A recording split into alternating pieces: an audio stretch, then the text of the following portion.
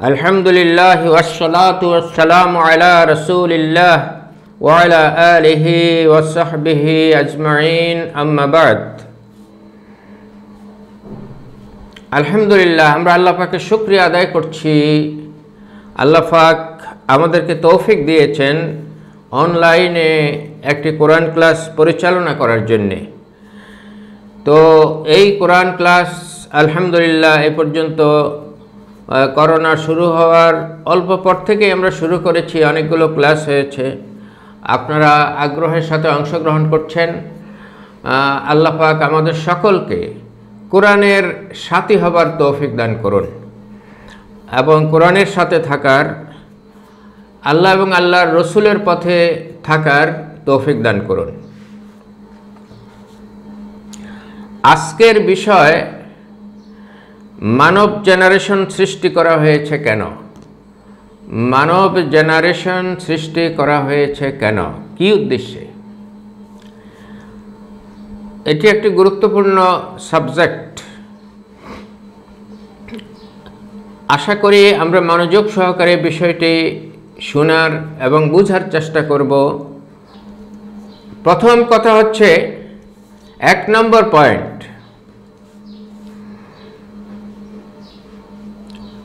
মানুষ একটি নতুন প্রজন্ম।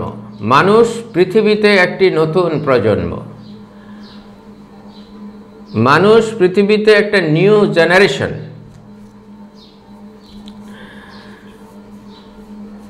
কোরআন মজিদে আল্লাহ রাব্বুল আলামিন শুরুতেই যখন মানুষ সৃষ্টির কথা ফেরেশতাদের সাথে আলোচনা করেছেন, তখন বলেছেন, ইন্নী জাইলুন ফিল আরদে খলিফা, ইন্নী জাইলুন ফিল আরদে খলিফা, আমি পৃথিবীতে খলিফা সৃষ্টি করতে চাই। খলিফা শব্দের অর্থের মধ্যেই এটা রয়েছে যে একটি নতুন জেনারেশন সৃষ্টি করতে চান আল্লাহ পাক। খলিফা শব্দ খুবই গুরুত্বপূর্ণ। খলিফা দ্বারা নতুন জেনারেশন বোঝায়, নতুন দায়িত্ব বোঝায়, প্রতিনিধিত্ব বোঝায়, স্থলাভিষিক্ত বোঝায়। এই সবগুলো অর্থেই খলিফা শব্দের মধ্যে রয়েছে।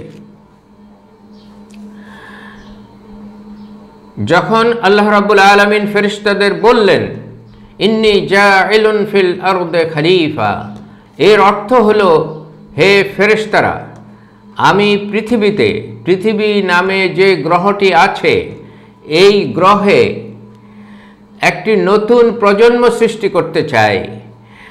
পূর্বে যারা ছিল তাদের স্থলাভিষিক্ত নিযুক্ত করতে চাই, নতুন প্রতিনিধি সৃষ্টি করতে চাই। এই কথাগুলো মূলত বলেছেন। সুতরাং এ কথা সুস্পষ্ট, ইন্নী জাইলুন ফিল আরদে খলিফা, ইন্নী জাইলুন ফিল আরদে খলিফা। সূরা বাকারার 30 নম্বর আয়াতে আমরা এটা অহরহ পড়ি। ওয়াইজ ক্বালা রাব্বুকা লিল মালাইকাতি ইন্নী জাইলুন ফিল আরদে খলিফা। আল্লাহ ফেরেশতাদের বললেন যে আমি পৃথিবীতে খলিফা সৃষ্টি করতে চাই, নেক্সট জেনারেশন সৃষ্টি করতে চাই, স্থলাভিষিক্ত সৃষ্টি করতে চাই, প্রতিনিধি সৃষ্টি করতে চাই, যারা পৃথিবীর দায়িত্ব পালন করবে।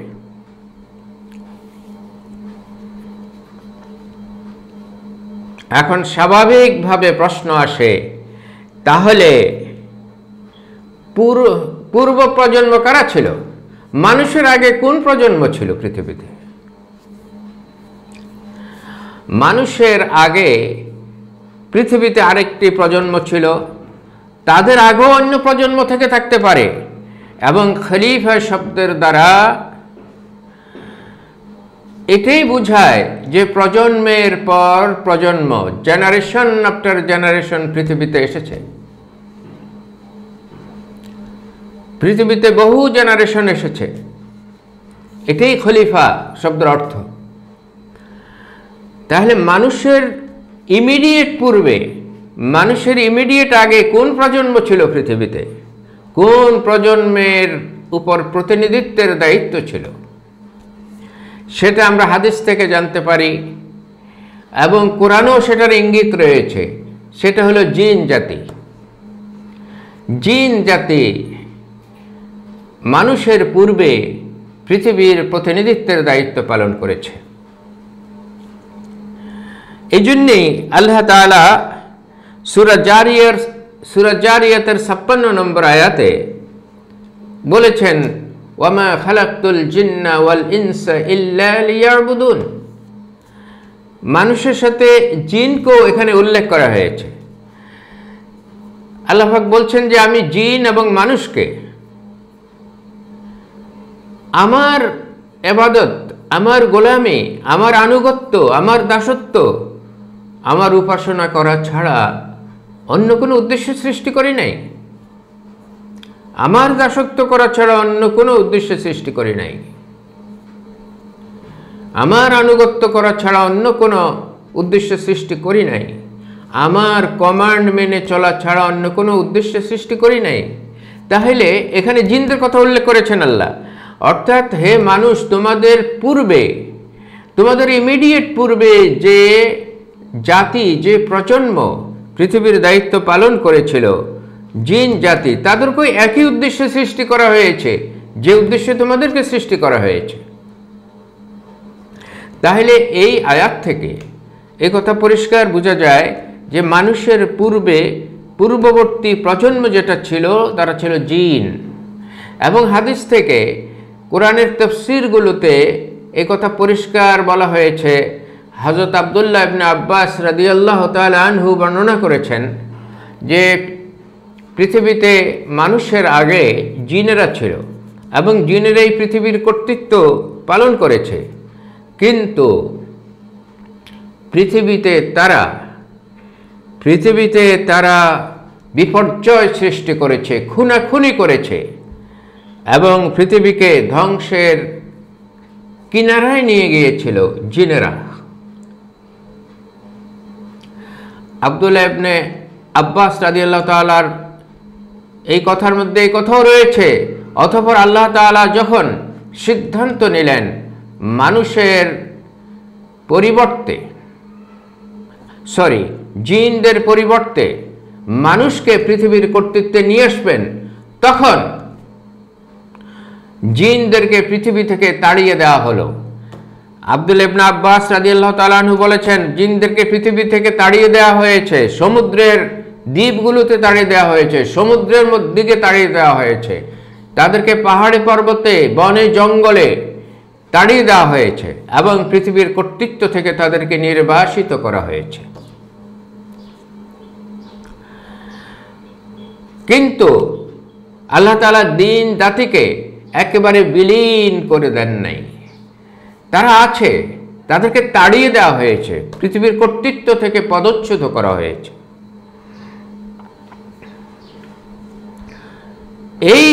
এই কথাটা সুস্পষ্ট। এখন কথা হলো, জিনদের আগে কারা ছিল, এই প্রশ্ন আসতে পারে। দেখুন, বিজ্ঞানীরা তো আবিষ্কার করা শুরু করেছেন, এমন অনেক ফসিল তারা আবিষ্কার করতেছেন, তারা ধারণা করতেছেন এই ফসিলগুলিতে যেসব জীব ছিল কোটি কোটি বছর আগে, লক্ষ লক্ষ বছর আগে, তারা পৃথিবীতে প্রভাব বিস্তার করেছিল, তারা পৃথিবীর কর্তৃত্ব পালন করেছিল। ডাইনোসরের ব্যাপারে এই ধরনের কথা বিজ্ঞানীরা চিন্তা করছেন এবং আবিষ্কার করছেন। এ থেকে বোঝা যায়, এবং কুরআন মজিদের খলিফা শব্দ থেকে এটা পরিষ্কার বোঝা যায় যে পৃথিবীতে আমাদের পূর্বে জিনেরা ছিলেন, জিনদের পূর্বেও অনেক জেনারেশন ছিল। তারা কারা, তাদের সম্পর্কে আমাদেরকে কোনো ধারণা দেয়া হয় নাই। এখন নৃতত্ত্ববিদরা আবিষ্কারের মাধ্যমে বেশ কিছু ধারণা তারা লাভ করতে পারছেন, কিন্তু সুস্পষ্ট নলেজ অর্জন করা সম্ভব নয়। জিন যারা মানব প্রজন্মের ইমিডিয়েট পূর্বে, যারা মানব প্রজন্মের ইমিডিয়েট পূর্বে পৃথিবীর দায়িত্ব পালন করেছে, তাদেরকে কেন পদচ্যুত করা হলো? তাদেরকে কেন পৃথিবীর কর্তৃত্ব থেকে সরিয়ে দেওয়া হলো? পৃথিবীর কর্তৃত্ব থেকে জিন জাতিকে পদচ্যুত করার কারণ ফেরেশতাদের বক্তব্য থেকে সুস্পষ্টভাবে কোরআনে এসেছে। ফেরেশতারা আল্লাহকে বলেছিলেন, আতাজালু ফিহা মান ইফসিদু ফিহা ওয়া ইসফিকুদ দিমা। হে আল্লাহ, আপনি কি এমন কোন প্রজন্মকে পৃথিবীতে সৃষ্টি করতে চাচ্ছেন যারা মান ইফসিদু ফিহা, যারা এসে আবার পৃথিবীতে বিপর্যয় সৃষ্টি করবে, ওয়া ইসফিকুদ দিমা, এবং খুনাখুনি করবে? তাহলে এটা পরিষ্কার যে আমাদের পূর্বের যে প্রজন্ম পৃথিবীতে কর্তৃত্ব করেছিল, জিন জাতি, তাদেরকে দুইটি বড় কারণে পদচ্যুত করা হয়েছে। একটা হলো ফাসাদ, আরেকটা হচ্ছে ওয়াইসফিকুদ্দিমা। ওয়াইসফিকুদ্দিমা ইউফসিদু ফিহা ওয়াইসফিকুদ্দিমা, তারা ফাসাদ, বিপর্যয় সৃষ্টি করেছিল পৃথিবীতে যুদ্ধ বিগ্রহ এবং খুনাখুনি, রক্তবন্যা সৃষ্টি করেছিল। এই দুইটি বড় কারণে পৃথিবীর কর্তৃত্ব থেকে জিনদেরকে সরিয়ে দেওয়া হয়েছিল।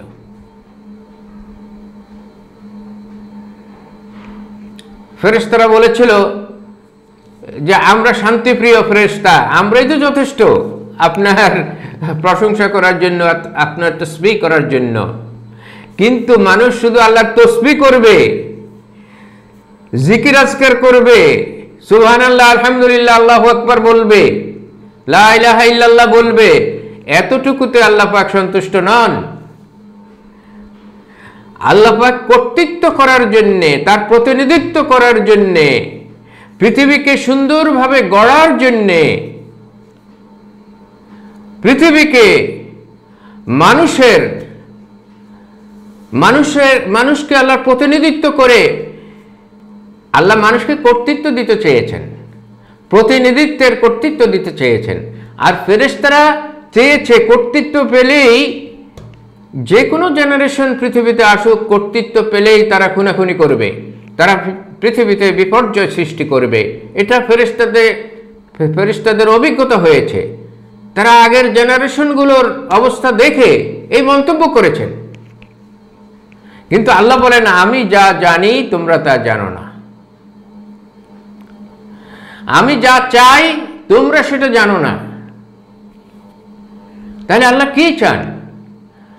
আল্লাহ চান যে এমন প্রজন্ম সৃষ্টি করবেন যাদেরকে স্বাধীনতা দেওয়া হবে, যাদেরকে চিন্তার স্বাধীনতা দেওয়া হবে, কর্মের স্বাধীনতা দেওয়া হবে, এবং এই স্বাধীনতা পেয়ে স্বাধীনতাকে আল্লাহর হুকুম অনুযায়ী প্রয়োগ করবে, এটা চাচ্ছেন। এবং আল্লাহর হুকুম অনুযায়ী প্রয়োগ করে কিনা সেটাকে পরীক্ষার বিষয় হিসেবে আল্লাহ নেবেন, এবং তার ভিত্তিতে আল্লাহ এই প্রজন্মকে দুনিয়া এবং আখিরাতে শাস্তি দেয়া না দেয়া, পুরস্কার দেয়া না দেয়ার সিদ্ধান্ত নেবেন। এটা ছিল আল্লাহর ইচ্ছা। সেজন্য তিনি ফেরেশতাদের বলেছেন, ইন্নী আ'লামু মা লা তা'লামুন, আমি যা জানি তোমরা তা জানো না। অর্থাৎ আমার কি উদ্দেশ্য সেটা তোমাদের জানা নেই। ওকে, তাহলে এখন এই কথা স্পষ্ট হয়ে গেল, পৃথিবীর কর্তৃত্ব থেকে কোনো প্রজন্ম তখনই ধ্বংস হয়েছে যখন তারা ইউফসিদু ফিহা ওয়া ইসফিকুদ দিমা, পৃথিবীতে বিপর্যয় সৃষ্টি করেছে এবং খুনাখুনি করেছে। যখনই এই দুইটি কাজ করেছে এবং এই দুইটি কাজের মাধ্যমে সীমা লঙ্ঘন করেছে, তখনই তাদেরকে ধ্বংস করে দেওয়া হয়েছে, বিলীন করে দেওয়া হয়েছে, ক্ষমতাচ্যুত করে দেওয়া হয়েছে, এবং নতুন প্রজন্মকে, নিউ জেনারেশনকে আল্লাহ তাআলা পৃথিবীতে নিয়ে এসেছেন।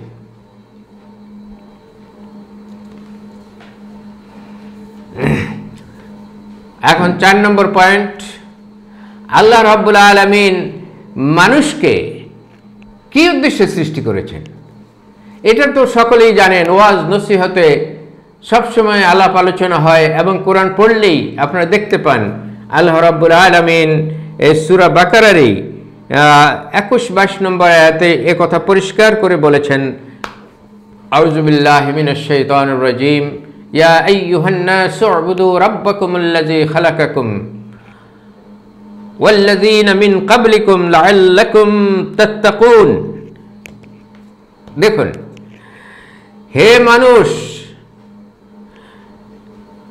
হে মানুষ, এখানে মানুষ আল্লাহ বলেছেন, হে মানব জাতি, তোমরা তোমাদের রবের, তোমাদের প্রভুর, তোমাদের মালিকের, তোমাদের মূল কর্তা যিনি, তোমাদের সৃষ্টিকর্তা যিনি, তোমাদের মূল জীবিকাদাতা যিনি, প্রতিপালক যিনি, যিনি তোমাদেরকে পৃথিবীতে কর্তৃত্ব দিয়েছেন, চিন্তার স্বাধীনতা দিয়েছেন, কর্মের স্বাধীনতা দিয়েছেন, সিদ্ধান্ত গ্রহণের স্বাধীনতা দিয়েছেন, তোমরা সেই মহান প্রভুর ইবাদত করো। ইবাদত মানে কি? ইবাদত শব্দের কয়েকটি অর্থ রয়েছে। ইবাদত শব্দের একটি অর্থ হলো উপাসনা করা, উপাসনা করা। ইবাদত শব্দের আরেকটি অর্থ হচ্ছে আনুগত্য করা। ইবাদত শব্দের আরেকটি অর্থ হচ্ছে দাসত্ব করা, গোলামি করা।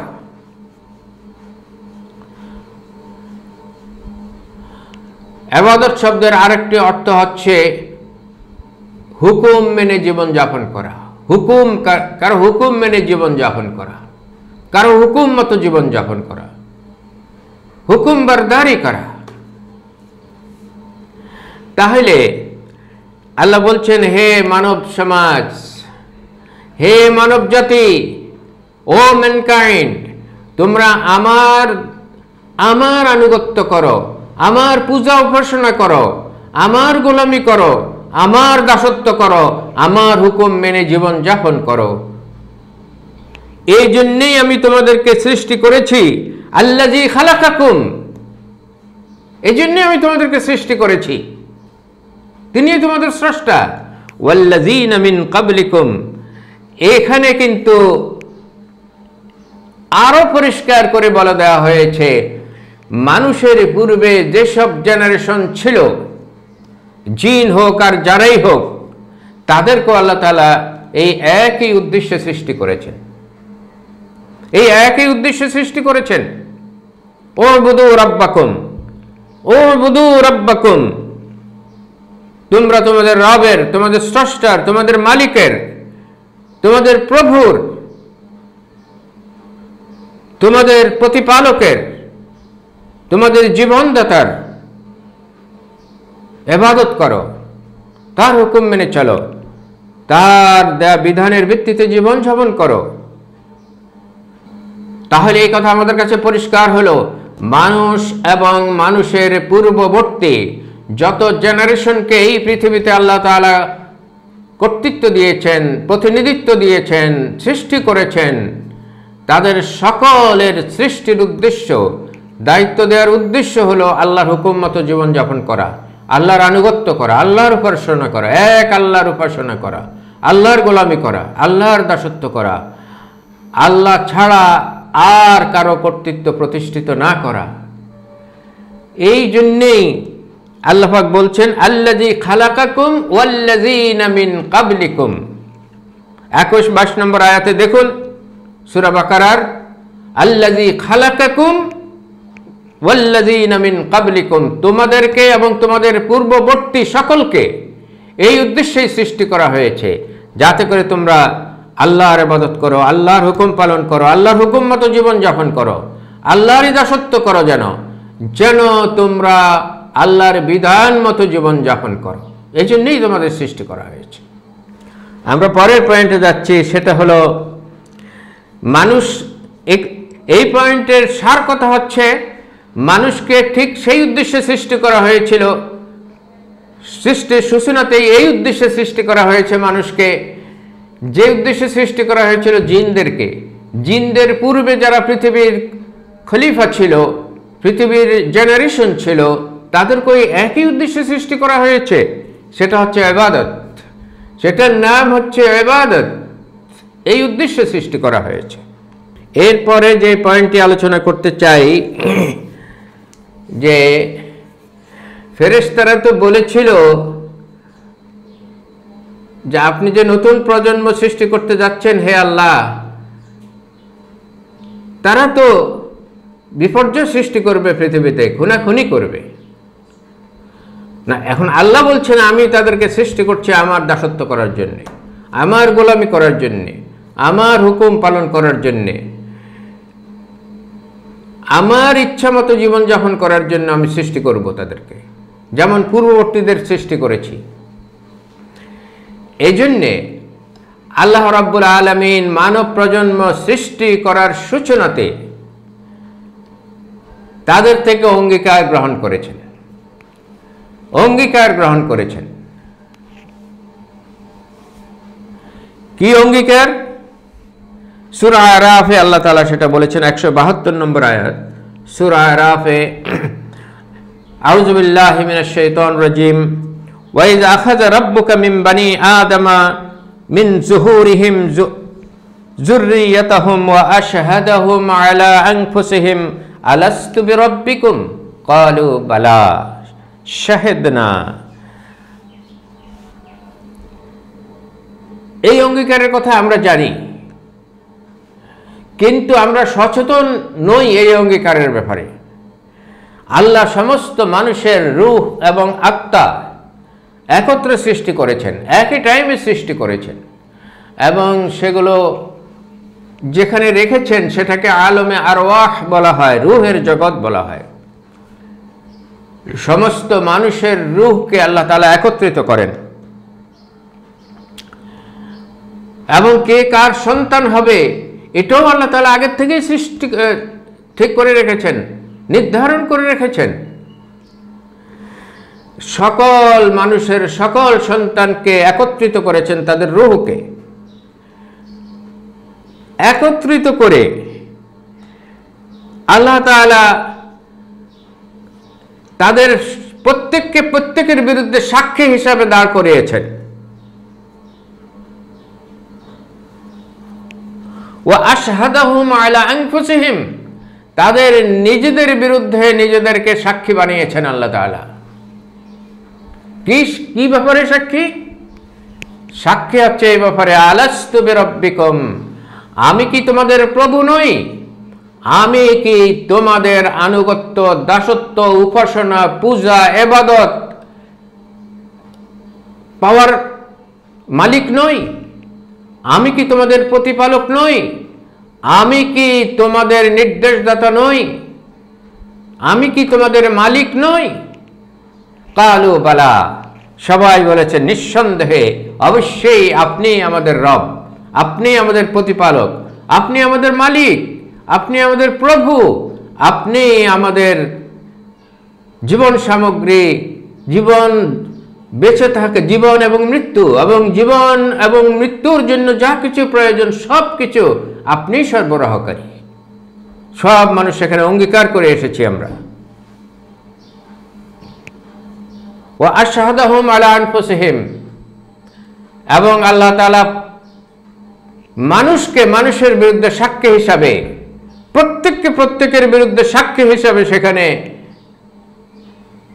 সাক্ষী বানিয়েছেন, এবং তারা প্রত্যেকে প্রত্যেকের বিরুদ্ধে সাক্ষ্য, এবং এই সাক্ষ্য তারা কিয়ামতের দিন প্রত্যেকের বিরুদ্ধে প্রত্যেকে সাক্ষ্য দেবে, হ্যাঁ আল্লাহ আমাদের থেকে অঙ্গীকার নিয়েছিলেন।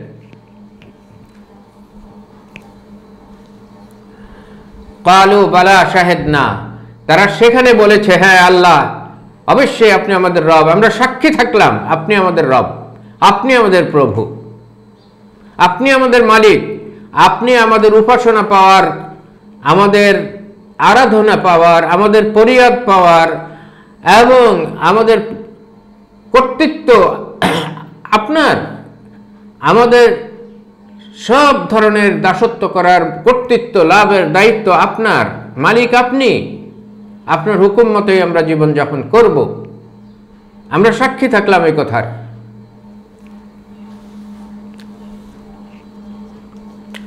এখন প্রশ্ন হলো, পরবর্তী পয়েন্ট, প্রশ্ন হলো আদম আলাইহিস সালামকে তো সর্বপ্রথম আল্লাহ তাআলা সৃষ্টি করেন, তাকে কি দায়িত্ব দিয়ে দুনিয়াতে পাঠিয়েছেন? আমরা হযরত আদম আলাইহিস সালামের জীবন ইতিহাস পড়ি, তিনি নিষিদ্ধ ফল খেয়েছিলেন, এটাকেই প্রাধান্য দেই। এটা কোনো বিষয় নয়, এটা একটা অভিজ্ঞতা দিয়েছেন আল্লাহ তাআলা তাকে শয়তানের হুকুম বর্জন করার এবং আল্লাহর হুকুম মেনে জীবনযাপন করার অভিজ্ঞতা অর্জন করার জন্য সেই পরীক্ষাটা নিয়েছিলেন আল্লাহ তাআলা। কিন্তু সেটাই আসল ব্যাপার নয়। আদম আলাইহিস সালামকে কেন আল্লাহ তাআলা দুনিয়াতে পাঠিয়েছেন? দেখুন, কোরআন সুস্পষ্টভাবে বলছে, সূরা বাকারার 38-39 নম্বর আয়াত। আমরা যদি মনোযোগ সহকারে কোরআন পড়ি তাহলে আমাদের কাছে বিষয়গুলো পরিষ্কার হয়ে যায়। আল্লাহ তাআলা বলছেন, কুল নাহবিতু মিনহা জামিয়া, কুল নাহবিতু মিনহা জামিয়া। হে আদম, তুমি, তোমার স্ত্রী এবং শয়তান, হে শয়তান, হে ইবলিস, তোমরা সকলে এখান থেকে বেরিয়ে পৃথিবীতে যাও, পৃথিবীতে নেমে পড়ো। কুল নাহবিতু জামিয়ান। দেখুন, আমরা কিচ্ছা কাহিনী এবং বাইবেলের বর্ণনা পড়ে বলেই আদমকে ছুঁড়ে ফেলে দেওয়া হয়েছিল পৃথিবীতে, এবং শ্রীলঙ্কায় এসে পড়েছেন তিনি। এইসব কল্প কাহিনীতে ভরে আছে মুসলিম সমাজে। আর আল্লাহ কি বলছেন? আল্লাহ বলছেন, কুল নাহবিতু মিনহা জামিয়া, কুল নাহবিতু মিনহা জামিয়া। হে আদম, হে ইবলিস, তোমরা সবাই নেমে যাও, বেরিয়ে যাও, এই জান্নাত থেকে পৃথিবীতে যাও, পৃথিবীতে নেমে যাও। দেখুন, এখানে নেমে যেতে বলেছেন, আল্লাহ তাআলা ছুড়ে ফেলেননি, নেমে যেতে বলেছেন। কোত্থেকে নেমে যেতে বলেছেন? জান্নাত থেকে। জান্নাত যেখানেই থাকুক না কেন সেটা একটা ভিন্ন বিষয়, সেখান থেকে নেমে যেতে বলেছেন। আর নেমে যাওয়ার ব্যবস্থা কে করেছেন? সেটা যদি অন্য গ্রহে থাকে, পৃথিবী ছাড়া অন্য গ্রহে যদি সে জান্নাত হয়ে থাকে, তাহলে সেখান থেকে নামার ব্যবস্থা আল্লাহ করে দিয়েছেন। কারণ আদম আলাইহিস সালাম তখন নিজে কোনো প্লেন বা জেট বিমান আবিষ্কার করেন নাই যে সেখান থেকে নেমে পৃথিবীতে আসবেন।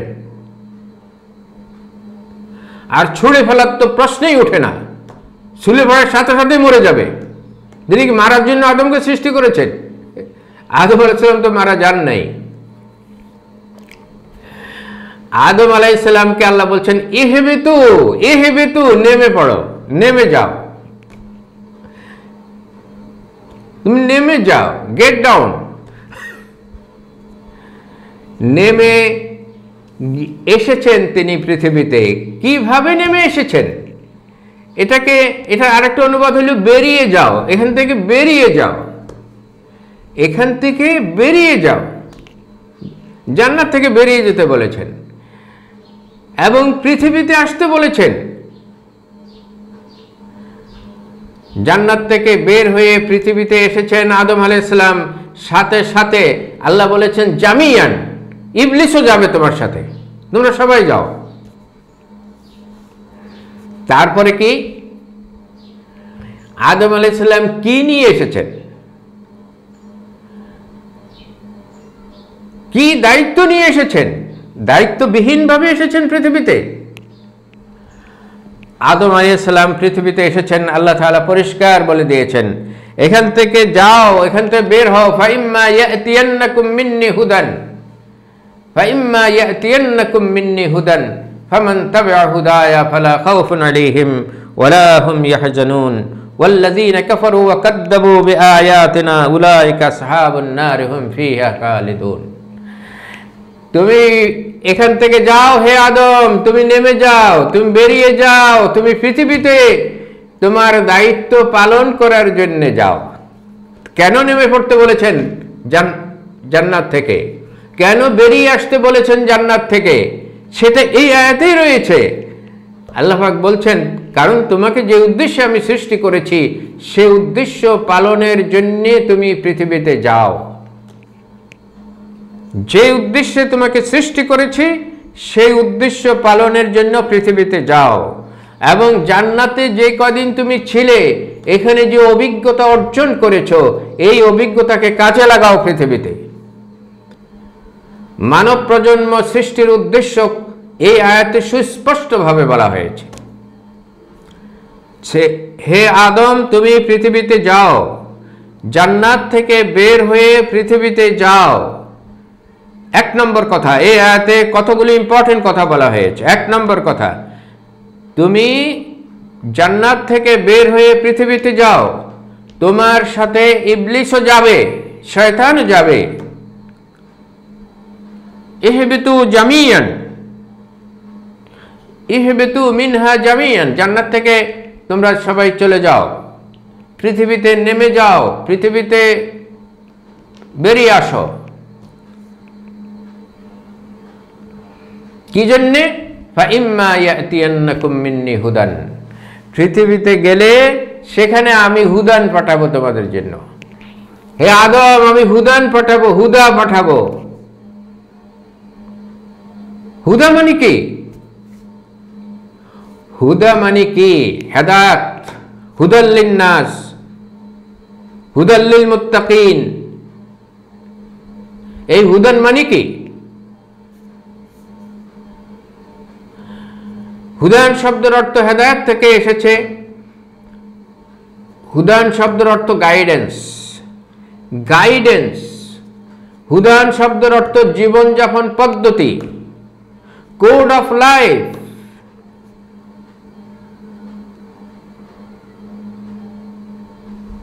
কোড অফ লাইফ, জীবন কিভাবে যাপন করতে হবে, জীবন কিভাবে পরিচালনা করতে হবে, সেটার গাইডলাইন, সেটার ম্যানুয়াল।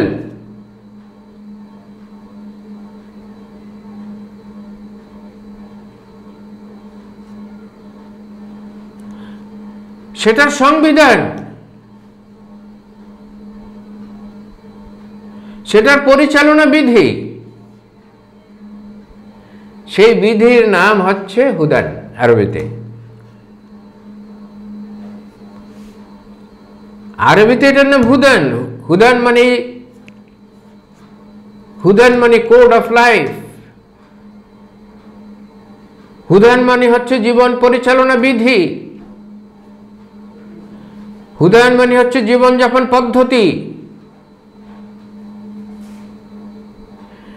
তাহলে আল্লাহ পাক বলে দিলেন আদম আলাইহিস সালামকে, তুমি পৃথিবীতে যাও, তোমার কাছে আমার পক্ষ থেকে হুদান আসবে, গাইডেন্স আসবে, কিভাবে জীবনযাপন করতে হবে, তুমি এবং তোমার সন্তানরা কিভাবে জীবনযাপন করবে, কোন পদ্ধতিতে জীবন পরিচালনা করবে, এবং ওই যে উবুদু রাব্বাকুম, আমার দাসত্ব করে জীবনযাপন যে করতে হবে সেটার প্রণালী কি হবে, পদ্ধতি কি হবে।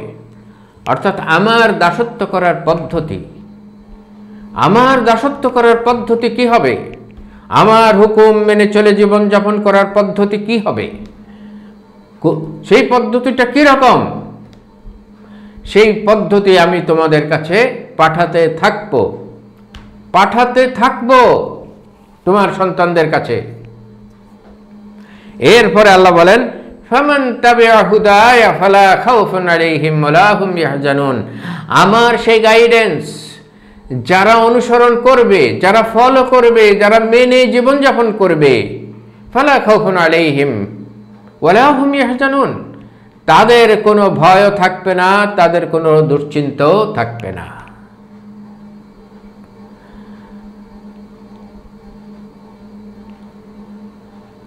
ওয়াল্লাযীনা কাফারু, আর যারা আমার গাইডেন্সকে অমান্য করবে, যারা আমার গাইডেন্স মেনে নেবে না, আমার গাইডেন্স অনুযায়ী জীবনযাপন করবে না, যারা আমার দেয়া জীবন পদ্ধতির অনুসরণ করবে না, ওয়াকাজ্জাবু বিআয়াতিনা, এবং আমি যে গাইডেন্স পাঠাতে থাকবো, অবিরামভাবে পাঠাতে থাকবো, নবী নিযুক্ত করে, রসুল নিযুক্ত করে, এগুলিকে যারা প্রত্যাখ্যান করবে, উলাইকা আসহাবুন নার, তাদের জন্য আমি শাস্তির ব্যবস্থা রেখেছি, সেটা হলো আগুন। তাদের জন্য আমি শাস্তির ব্যবস্থা রেখেছি আগুন, তাদেরকে আগুনে জ্বলতে হবে। হুম ফিহা খালিদুন, সেখান থেকে আর বেরোতে পারবে না। ওয়াল্লাযীনা কাফারু, যারা কুফরি করবে, অমান্য করবে, প্রত্যাখ্যান করবে, তারা সেখান থেকে বেরোতে পারবে না। তাহলে পরিষ্কার সুস্পষ্ট গাইডেন্স দিয়ে, সুস্পষ্ট নির্দেশনা দিয়ে আদম আলাইহিস সালামকে পৃথিবীতে পাঠিয়েছেন। অর্থাৎ একটা নির্দেশনামা আদম আলাইহিস সালামের হাতে দিয়েছেন, আদম আলাইহিস সালামের মাথার ভিতরে, মস্তিষ্কে দিয়েছেন, দিয়ে বলছেন পৃথিবীতে যাও, পৃথিবীতে গিয়ে তুমি এই নির্দেশনামাকে বাস্তবায়ন করো, এই নির্দেশনামাকে বাস্তবায়ন করো। আর শয়তানও তোমার সাথে যাবে, সে হবে প্রতিবন্ধক তোমার এই নির্দেশ পালনের।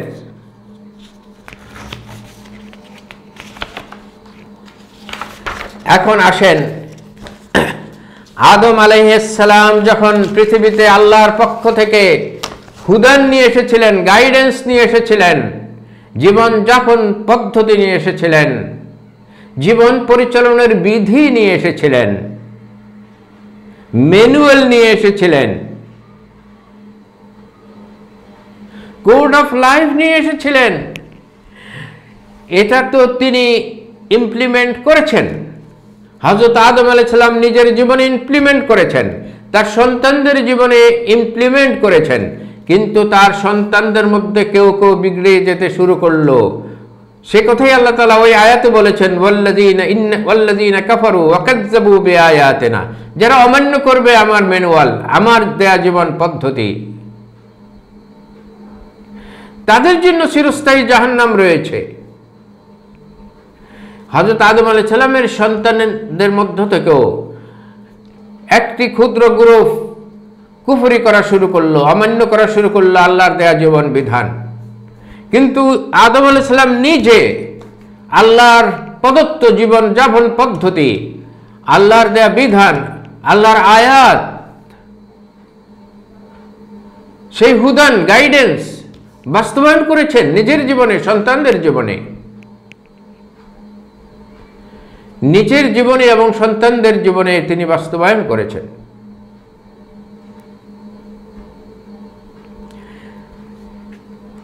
কিন্তু যুগে যুগে যারা আদম সন্তান, যে কাবিল থেকে শুরু করে পরবর্তীতে যারা অমান্য করেছে, এরা শয়তানের আনুগত্য করেছে। তাহলে আদম সন্তানদের থেকেই শুরু হয়েছে, একদল মানুষ আল্লাহর আনুগত্য করেছে, আরেক দল লোক শয়তানের আনুগত্য করেছে। কোরআন পড়লে কোরআন মজিদ থেকে জানা যায়, তিনটি প্রতিবন্ধকতা দিয়ে আদম আলাইহিস সালামকে আল্লাহ তাআলা পৃথিবীতে পাঠিয়েছেন, মানব জাতিকে পৃথিবীতে পাঠিয়েছেন। আল্লাহর হুকুম পালনের ক্ষেত্রে, আল্লাহর দাসত্ব করার ক্ষেত্রে তিনটি প্রতিবন্ধকতা দিয়েছেন। প্রধান তিনটি প্রতিবন্ধকতা দিয়েছেন। আল্লাহ তাআলা যে হুদান দিয়ে পাঠিয়েছেন আদম আলাইহিস সালামকে, সেটা পালন করার ক্ষেত্রে, সেটা মেনে চলার ক্ষেত্রে, সেটা বাস্তবায়ন করার ক্ষেত্রে, সেটা প্রবর্তন ও প্রতিষ্ঠিত করার ক্ষেত্রে তিনটি প্রতিবন্ধকতা আল্লাহ তাআলা দিয়েছেন। কি? এক নম্বর হলো শয়তান। এক নম্বর হলো শয়তান। শয়তানকে সেই জান্নাতে থাকতেই আদম আলাইহিস সালামের সাথে আদম আলাইহিস সালামের সাথে পরিচয় করিয়ে দিয়েছেন এবং শয়তানের কাজ কি সেই অভিজ্ঞতাও দিয়ে দিয়েছেন। 2 নম্বর হলো সমাজের প্রতিবন্ধকতা। মানব সমাজ থেকে এই প্রতিবন্ধক সৃষ্টি হবে। হযরত আদম আলাইহিস সালামের ছেলে হাবিল এবং কাবিল, হাবিল আল্লাহর পথে চলেছে, কাবিল তার প্রতিবন্ধক হয়েছে এবং প্রতিবন্ধক হয়ে তাকে হত্যা করেছে। সেটাও একটা পরীক্ষা যে 1 নম্বর প্রতিবন্ধক হবে শয়তান, 2 নম্বর প্রতিবন্ধক হবে সমাজ, আর 3 নম্বর প্রতিবন্ধক হবে নফস, নফসের প্রতিবন্ধকতা, সেলফ। প্রত্যেক ব্যক্তির নফসের 2টি দিক আছে। আল্লাহ তাআলা কোরআন মজিদে বলেছেন ফাআলহামাহা ফুজুরাহা ওয়া তাকওয়াহা। প্রত্যেক ব্যক্তির অন্তরে, মস্তিষ্কে, ইন হিজ মাইন্ড 2টি জিনিস আমি দিয়ে দিয়েছি, ফুজুরাহা ওয়া তাকওয়াহা। একটি হলো সীমা লঙ্ঘনের প্রবণতা দিয়েছি, সীমা লঙ্ঘনের প্রবণতা দিয়েছি। তাকে যে আইন, যে বিধি, যে বিধান, যে কোড অফ লাইফ আমি দিয়েছি সেটা লঙ্ঘন করার প্রবণতা তার মধ্যে দিয়ে দিয়েছি। ওয়া তাকওয়াহা, এবং সীমার মধ্যে থাকার প্রবণতা দিয়েছি। তাকওয়া মানে সীমার মধ্যে থাকা, অবস্থান করা। তাহলে আল্লাহ তাআলা পরিষ্কার বলে দিয়েছেন ফাআলহামাহা ফুজুরাহা ওয়া তাকওয়াহা। সূরা শামস, ছোট্ট সূরা, আমপারার সূরা, সেখানে আল্লাহ তাআলা এই কথা পরিষ্কার বলেছেন ফাআলহামাহা ফুজুরাহা ওয়া তাকওয়াহা। মানুষের মস্তিষ্কে, মানুষের অন্তরে আমি 2টি জিনিস দিয়েছি। একটা হলো সীমা লঙ্ঘনের প্রবণতা, আরেকটা হচ্ছে সীমার মধ্যে অবস্থানের প্রবণতা। এই 2টি আছে। এই সীমা লঙ্ঘনের যে প্রবণতা সেটাকে আমরা সাধারণত আমাদের পরিভাষা হিসাবে বলি নফস। এই সীমা লঙ্ঘনের প্রবণতা, এই 3টি প্রতিবন্ধকতা নিয়ে আদম আলাইহিস সালামকে পাঠিয়েছেন পৃথিবীতে। একটা হলো শয়তানের প্রতিবন্ধকতা, আরেকটা সমাজের প্রতিবন্ধকতা, আরেকটা হচ্ছে নফসের, অর্থাৎ সীমা লঙ্ঘনের, নফসের সীমা লঙ্ঘনের প্রবণতা। এই 3টি আদম সন্তানরা এই 3টি প্রতিবন্ধকতার সামনে পাবে। এই 3টি প্রতিবন্ধকতা মোকাবেলা করে যারা ইয়া আইয়ুহান নাস উবুদু রাব্বাকুম করতে পারবে, এক আল্লাহর হুকুম পালন করতে পারবে, এক আল্লাহর দাসত্ব করতে পারবে, এক আল্লাহর গোলামি করতে পারবে, এক আল্লাহর হুকুম মতো, বিধান মতো জীবনযাপন করতে পারবে, তারাই সফল হয়ে যাবে। আর যারা তা পারবে না তাদের জন্য চিরস্থায়ী জাহান্নাম। এই 3টি প্রতিবন্ধকতার উত্তরণ, এই 3টি প্রতিবন্ধকতাকে ছিন্ন করে আল্লাহর দাসত্ব করতে হয়। যারা মনে করেন কোনো প্রতিবন্ধকতা নাই, আমার সামনে কোনো বাধা নেই, তাদের সামনে সবচেয়ে বেশি বাধা। তারা টেরই পায় না যে শয়তান কিভাবে তাকে বিভ্রান্ত করছে। যে উদ্দেশ্যে আল্লাহ পাক আমাদের সৃষ্টি করেছেন, আমরা সেই উদ্দেশ্য যদি পালন করতে পারি তাহলে সফল। আর সেই উদ্দেশ্য যদি আমরা পূরণ করতে না পারি, আমরা যদি ব্যর্থ হই, আমরা যদি বিপদগামী হই, তাহলে আমরা ব্যর্থ। এই ব্যর্থতা শুধু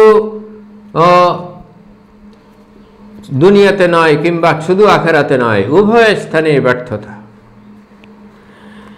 এই ব্যর্থতার পরিচয় এবং এই সফলতার পরিচয় আল্লাহ পাক কোরআন মজিদে সূরা 79, সূরা আন-নাজিআত, আয়াত 37 থেকে 41, সূরা আন-নাজিআতের 37 থেকে 41 আয়াতে খুব সুন্দরভাবে এর সফলতা এবং ব্যর্থতার পরিচয় দিয়েছেন, যে মানুষ কিভাবে সফল হবে আর কিভাবে ব্যর্থ হবে। যে উদ্দেশ্যে মানুষকে সৃষ্টি করা হয়েছে সেই উদ্দেশ্য পালনে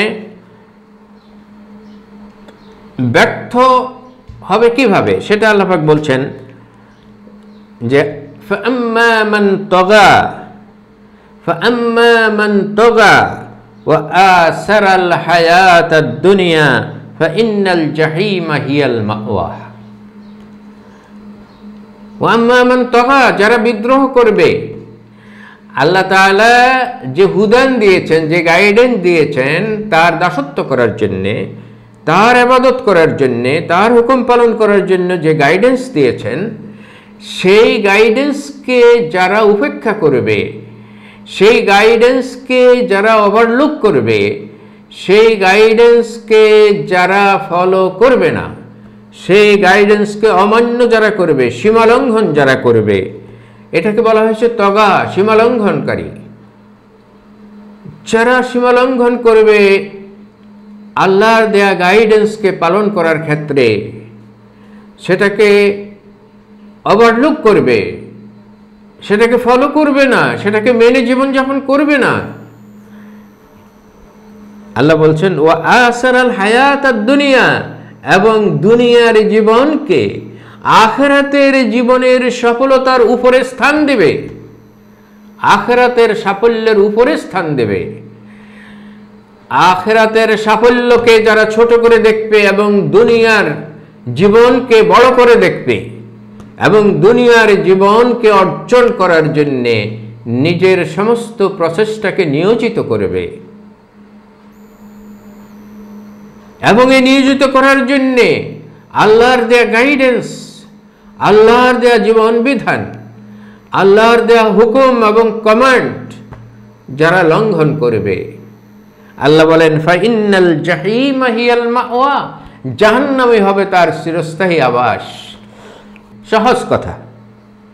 তাহলে যারা আল্লাহর দেয়া বিধানকে অমান্য করবে, এর প্রতি কুফরি করবে, অমান্য করবে, ওয়াকাজ্জাবু, এবং যারা প্রত্যাখ্যান করবে আল্লাহর দেয়া বিধানকে, যারা আল্লাহর দেয়া বিধানকে প্রত্যাখ্যান করে, অমান্য করে, তারা আরো দুইটি বিধান মেনে চলে। একটা হলো শয়তানের হুকুম, আরেকটা হচ্ছে নফসের হুকুম। এই দুইজনকে তারা ইলাহ বানিয়ে নেয়, রব বানিয়ে নেয়, প্রভু বানিয়ে নেয়, শয়তানকে এবং নিজের নফসকে।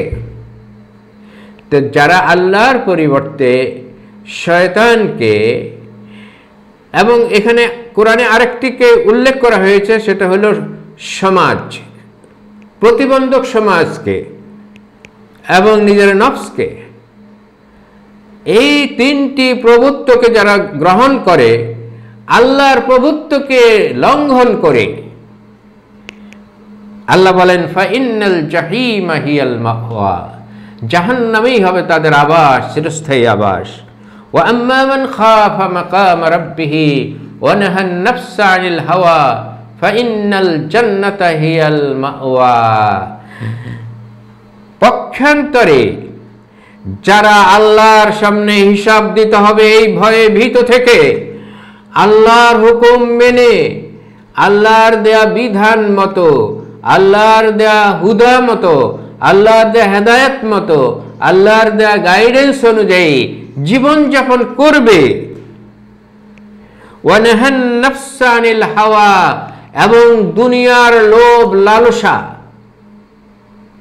কে যারা উপেক্ষা করবে, ফাইন্নাল জান্নাতা হিয়াল মাওয়া, জান্নাতই হবে তাদের আবাস, চিরস্থায়ী আবাস হবে জান্নাত।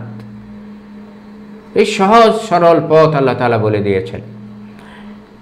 এই পর্যন্ত আমরা যা আলোচনা করেছি, এই আলোচনার সার কথা হচ্ছে আল্লাহ তাআলা পৃথিবীতে, আল্লাহ তাআলা এই পৃথিবীর প্রতিনিধিত্ব করার জন্যে, এই পৃথিবীকে সুন্দরভাবে পরিচালনা করার জন্য মানুষের আগেও অনেকগুলো জেনারেশনকে পাঠিয়েছিলেন, এবং বর্তমান জেনারেশন হচ্ছে মানুষ, মানব জাতি। মানব জাতিকে এবং পূর্বের জেনারেশনগুলোকেও আল্লাহ তাআলা সৃষ্টি করেছেন আল্লাহর হুকুম পালন করার জন্য, শুধুমাত্র আল্লাহর দাসত্ব করার জন্য, শুধুমাত্র আল্লাহর ইবাদত করার জন্য, আল্লাহর হুকুম মতো জীবনযাপন করার জন্য।